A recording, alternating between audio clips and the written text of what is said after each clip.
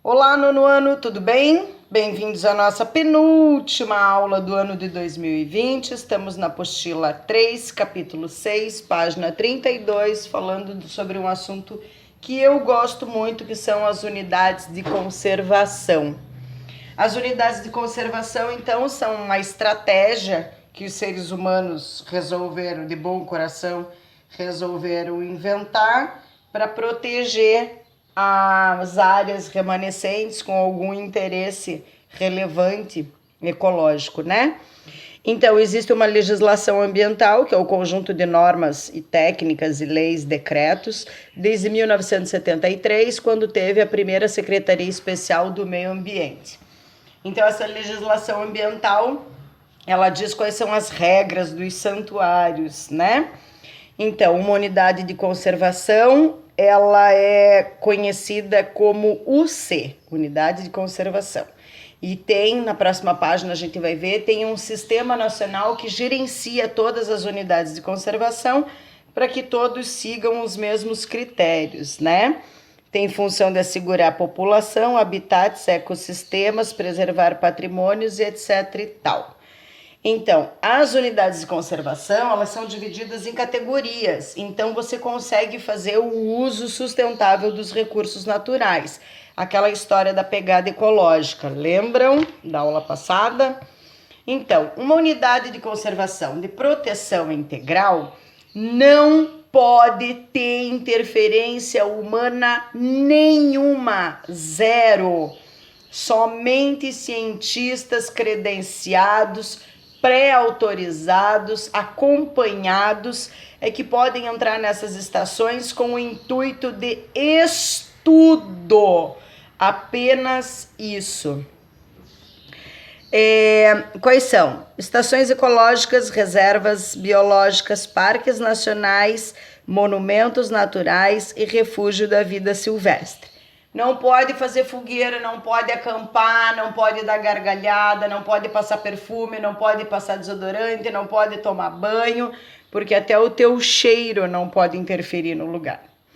As unidades de conservação de uso sustentável são aquelas unidades de conservação em que a lei permite, tem uma flexibilidade para que você use, claro que com controle, os recursos naturais daquela área. E essa área, então, ela não pode sofrer impacto. Você tem um limite para usufruir dessa unidade de conservação. São elas: as APAs, as áreas de proteção ambiental, as ARRIE, área de relevante interesse ecológico, as florestas, as reservas extrativistas, as reservas de fauna, de desenvolvimento sustentável, e a RPPN, Reserva Particular do Patrimônio Natural. Quando você é dono de um pedaço de terra de suma importância para o município, na questão quaisquer das questões que seja, para os seres humanos, para as populações animais, pelos hábitats, pelos ecossistemas, pelo patrimônio ambiental que existe ali. Você transforma essa tua área como se fosse num parque.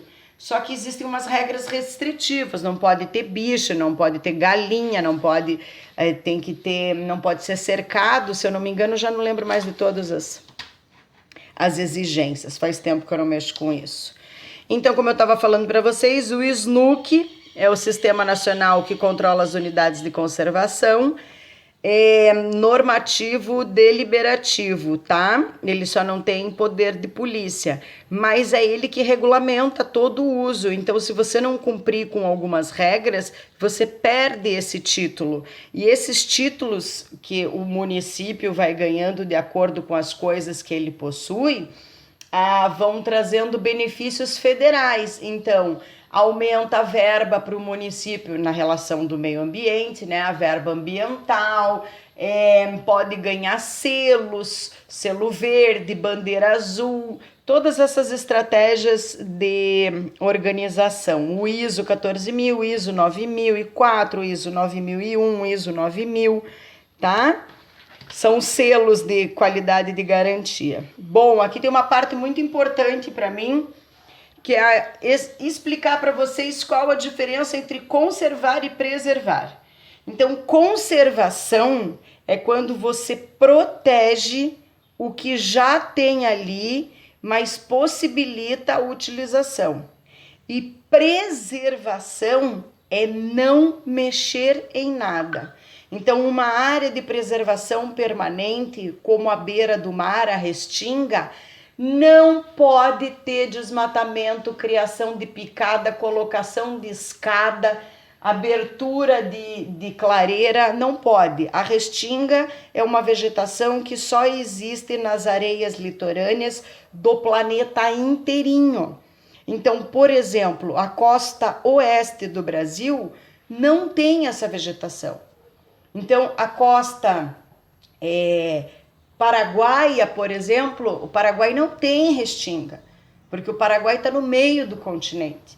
Então, é uma área de muito específica, de muita preservação, com animais endêmicos característicos que fazem o equilíbrio da praia. A questão do mar, vocês já repararam por que Navegantes não tem areia? Por que Navegantes sofre com o impacto das águas do mar na orla? Porque retiraram a vegetação para ficar mais bonito, tiraram a vegetação porque acham que é mato, tiraram a vegetação para caber mais barraca, mais cadeira. Aí agora colhe o que plantou, né? Bom, sustentabilidade, então, está relacionado com a questão demanda e oferta, né? Oferta e procura. Então, o que acontece? A gente está com um planeta com 7 bilhões de pessoas consumindo água, solo, energia, mercadoria, alimentos, produzindo, poluindo com combustível e com lixo. Fora a água, né? Que todo mundo usa sem uso racional. Então, a sustentabilidade é a mesma coisa que desenvolvimento sustentável. Ela representa uma ideia que os ambientalistas têm a respeito da gente dividir os recursos naturais entre todos, garantindo o uso desses recursos para todos os seres vivos do planeta Terra e ainda tentando garantir, fazendo com que eles sobrem, com que eles ainda existam para as gerações futuras. Por exemplo, os vossos filhos. Vocês já pararam para pensar em quanta coisa os filhos de vocês não vão conhecer no planeta Terra por mau uso, por falta de educação, por falta de conhecimento, por excesso de ignorância? Fiquem refletindo a respeito disso. Aqui entra aquele projeto da professora Carla chamado 17 ODS, os 17 Objetivos de Desenvolvimento Sustentável propostos pela ONU. Por que foram propostos pela ONU? Porque a Organização das Nações Unidas, de todo o planeta, os cérebros mais pensantes, as pessoas mais inteligentes, mais sensatas, fazem parte desta ONU e eles disseram, se a gente fizer essas 17 coisas, a gente consegue fazer isso, tá? Então, as ações sustentáveis, elas têm que ser realizadas pelos seres humanos para ver como é que usa os recursos para poder repor ou renovar, tá? Aqui tem mais. E procura na internet que tem muito mais e você vai ver do que você é capaz de fazer. Algumas dessas ações dependem do governo. Então, a gente já sabe que os vereadores é que são responsáveis pela criação de leis, pelas criações das regras municipais. Então, é atrás desses políticos que nós temos que estar. As leis, decretos e outras medidas, elas estimulam as ações das pessoas e restringem a má ação das outras pessoas, tá?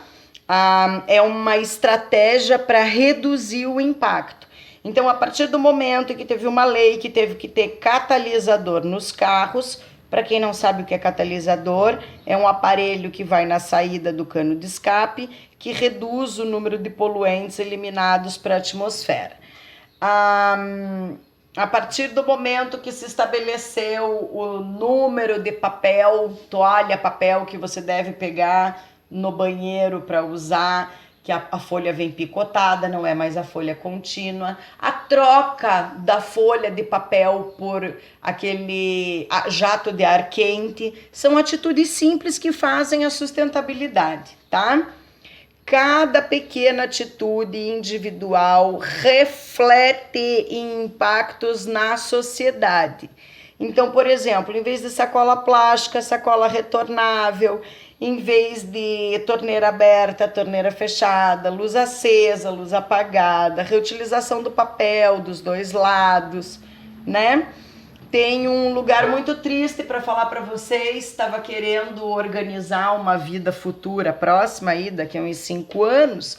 Eu estava querendo me esquematizar para conhecer a Ilha das Flores, que são colonizadores de Santa Catarina, fica lá no arquipélago dos Açores, em Portugal. Fui, ó o nome da ilha, Ilha das Flores. É óbvio que uma bióloga vai querer ir para lá. Gente, quando eu fui ver as fotos, eles são uma ilha, eles não têm para onde tirar o lixo. Sabe o que aconteceu? A ilha virou um lixo único. É um lixão a céu aberto. Procurem na internet, tá horrível, tô morrendo de pena da Ilha dos Açores.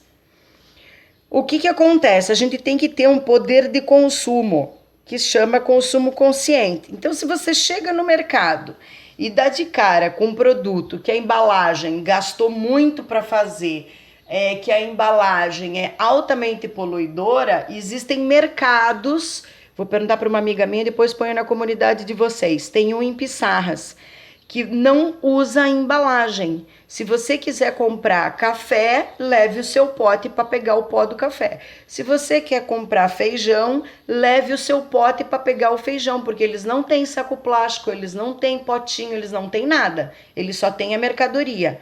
E você se encarrega de organizar os recipientes para reduzir o volume de lixo, tá? Então, a geração de resíduo cresce com o aumento do consumo. Quanto maior o consumo, maior a produção de embalagem. Só tomem cuidado com as falsas promoções de sabão em pó líquido, que se você comprar o refil, você está produzindo menos lixo para o planeta. O sabão em pó vem num recipiente. Então, quem está economizando é a indústria.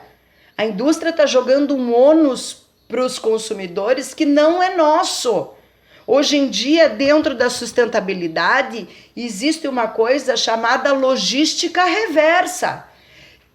Gente, absorvam isso na cabeça de vocês para o bem de vocês. Quem produz é responsável pelo que produziu. É por isso que algumas empresas de celular, inclusive, dão um cashback se você entregar o teu aparelho de telefonia na empresa.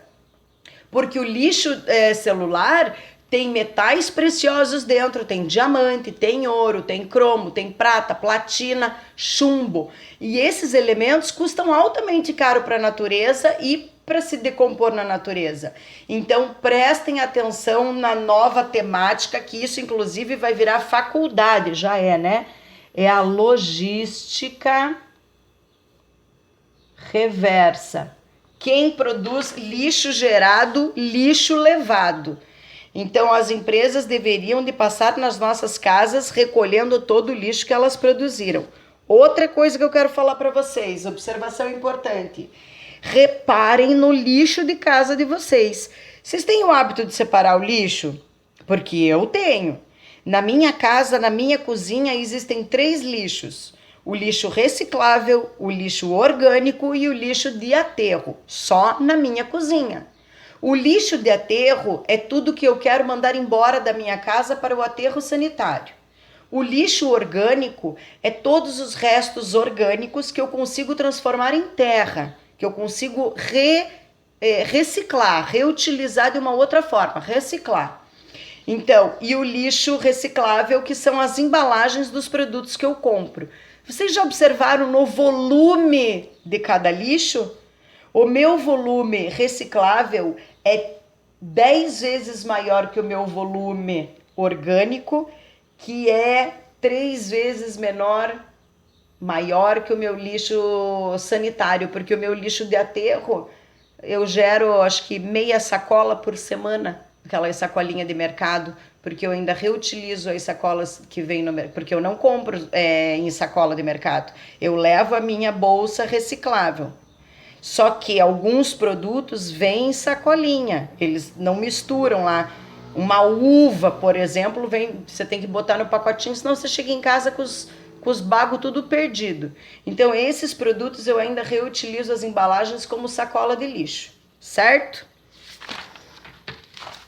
Aqui, para terminar. É nessa aula, aqui, como eu preparei a aula antes, eu achei que eu já tivesse dado.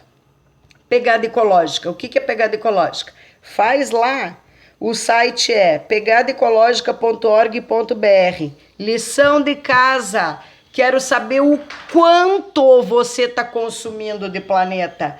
Olha, esse aqui é da escola, esse aqui não para nós. Eu fiz, mas para cumprir tabela, entendeu? O meu principal, que vocês se conscientizem hoje, é ver esses dois sites. 17 ODS da ONU e pegadaecológica.org.br, tá? De lição de casa, então, fica a página 39 e a página 40. Essa aqui é a matéria que eu mais gosto no planeta Terra, que é a recuperação de áreas degradadas, é o PRAD, que eu sempre falo para vocês que eu gosto de fazer, o projeto de recuperação de área degradada, mas infelizmente não vai caber no nosso ano. Então, termina aqui e na quarta-feira eu já vou mandar a última prova de vocês. Tá bom, nono ano? Fiquem bem, boa vida pela frente. Me despeço por aqui e acabou. Feliz 2021. Beijo, tchau, adeus.